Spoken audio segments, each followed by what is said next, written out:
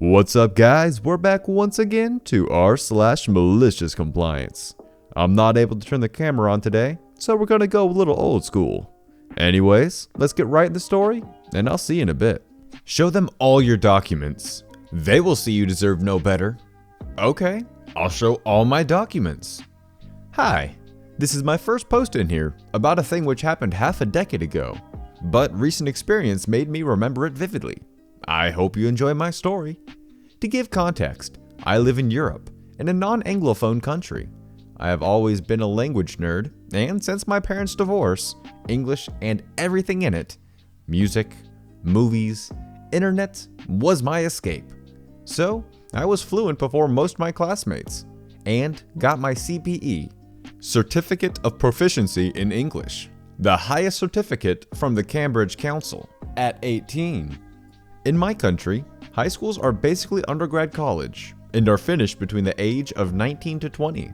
And a problem which almost all public schools have is terrible language teachers, most of them being former Russian teachers with minimal English or any other language education.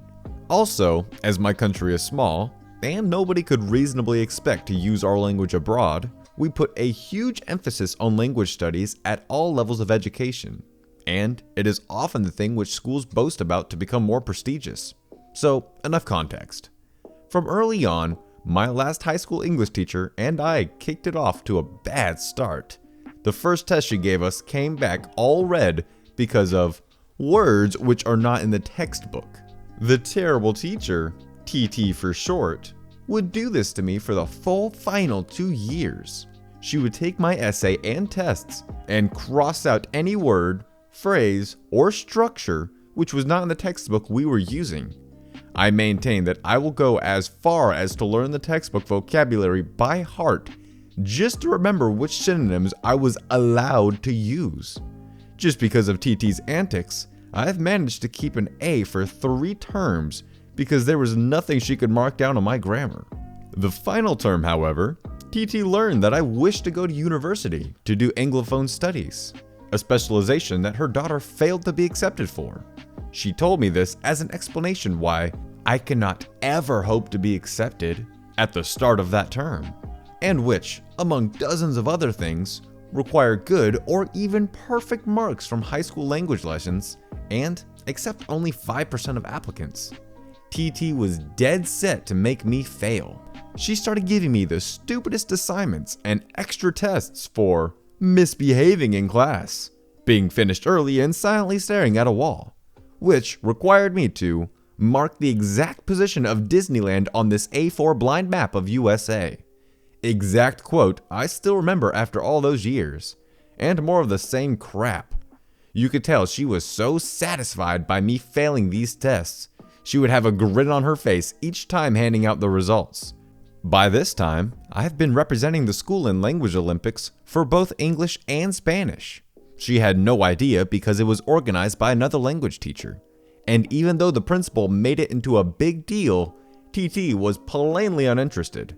I have been 3rd place in the capital city district in Spanish and 6th nationwide in English. Not listing this to brag, okay, maybe a bit, but to use it later. By the end of the term, she had got my mark down to a C-. Mind you, all the grammar was still A's, but her blind map of tourist attractions had taken their toll. I went to her to reason with her, but her reaction was, "If you think a different teacher would pose a different mark, take all your documents and go to one of my colleagues. But I believe it is clear to anyone that you do not deserve any better."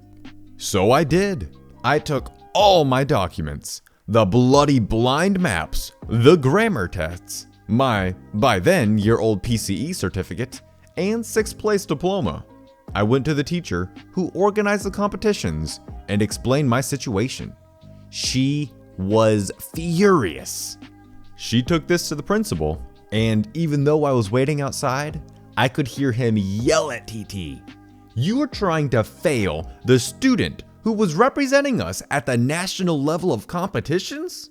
It also turned out that with the CPE I had, by that time, a higher level of English education than TT had, I got my A. I got to the uni, and I love it there. I also started my own tiny language school, where, among of course teaching the language to whoever's interested, I help kids whose language teachers are incompetent and or power-hungry morons. The impulse for me to write this was walking by the high school last week and meeting TT. She acted like we have always been best buddies. A couple of my students are her students as well, so she knows about me. She hugged me in front of the high school kids present and exclaimed that I got to where I was thanks to working hard in her lessons. I'm still pissed I did not get the courage to tell her off then and there. You want me to stick to 40 hours a week with absolutely no overtime? Are you sure?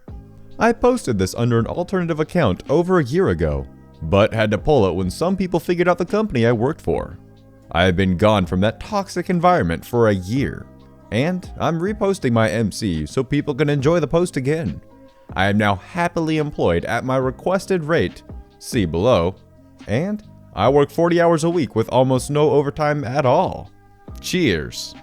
I work for a major Silicon Valley tech corporation.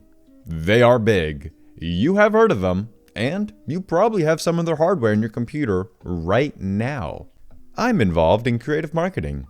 We support the top level officers in the company, and I have been on the road many times developing presentation material for people that you have heard of. I've been working there 3 years, but they have not converted me from contract into full-time employee. In that time, the stock has soared, and I could have made quite a bit of money, but they keep refusing to bring me on board because they said, "You're already here, and we're focusing manpower dollars on people who are not in the door yet." They passed me over several times so they can bring in people from the outside. No worries, I understand. I can remain hourly as long as they want. At my rate, I bring in a decent amount of money, and I bring in an absurd amount of money when overtime is involved. And overtime is involved often, as these large events require an incredible amount of work, and I'm the only guy here that does what I do. Now for the story. In the past, when we have large events, I have worked upwards of 80 hours per week. That's a lot of extra money. In fact, when they put me on the road, they need to pay me my hourly rate plus overtime for travel time. So a 12-hour flight is 8 hours of pay and 4 hours of overtime just to sit on a plane. Naturally, the higher-ups, VP level and execs in the company had a heart attack after a couple of these events went by, and I racked in upwards of $10,000 in 1 week. Totally understandable, but they could have avoided all this if they just hired me. Oh well, they came down hard on 2 or 3 people that are above me in the hierarchy. Naturally, they freaked out as well. I was told for our most recent show, I was not able to work more than 40 hours a week. No exceptions, no overtime, and no budgetary overruns. I replied, "No problem. I will do as much of the work as I can in 40 hours. I even said it with an honest smile. And I worked my butt off 40 hours every week. No more, no less. The 4 weeks leading up to the show were insane for everyone but me. All of my salaried coworkers were spending vast amount of overtime and not getting paid for it. Nights and weekends were the standard, and I just went home every day at 5 o'clock and told them I wish I could help. Our immediate team totally understood, and they thought it was great the way I was handling everything. We have a pretty good team for the most part. In the last week before the show, I was told I need to complete a pretty large amount of work. I told them that this amount of work is unachievable in 40 hours, and they had a choice to either bring someone else in to help me or pay me for the hours I would need to spend to complete it. I don't work for free. Because the department is so poorly run, many contractors have decided to not work with us. It was damn near impossible for them to find anyone to come in and help me. So it really came down to this. My boss could either please the top level management by allowing me to get the work done, or explain to them why they could not deliver. I think you could see where this is going. I worked 119 hours that week. That was the 40 hours of regular, 40 hours of overtime, and 39 hours of double overtime. That came to a grand total of somewhere around $17,000 for 1 week of work before taxes. It was glorious, but it was also extremely exhausting. Although, I must admit, cramming all that work into 1 week was much better than spreading it out and sweating for a full month. At the end of the show, I was praised personally by the CEO for all the great work that I did. They are still freakish about overtime, but they realize that they either need to hire me or continue to pay my overtime rates. Personally, I don't care which one they choose. Stock is worthless to me at the price it is right now. I have since told them that if you're gonna bring me on board as a salaried employee, I will demand $180,000 a year. They said, "That's outrageous. Why would we ever pay you that much? You've been paying me that much for 3 years now. That's my price. If you'd like to talk, I sit right over there." I'm still hourly, but I'm sitting on a beach in Belize, sipping some awesome rum and smoking a Cuban cigar as I write this. Alright guys, that's gonna wrap it up for today. I hope you liked the video, and if you did, consider subscribing. And I'll see you in the next one. Peace out.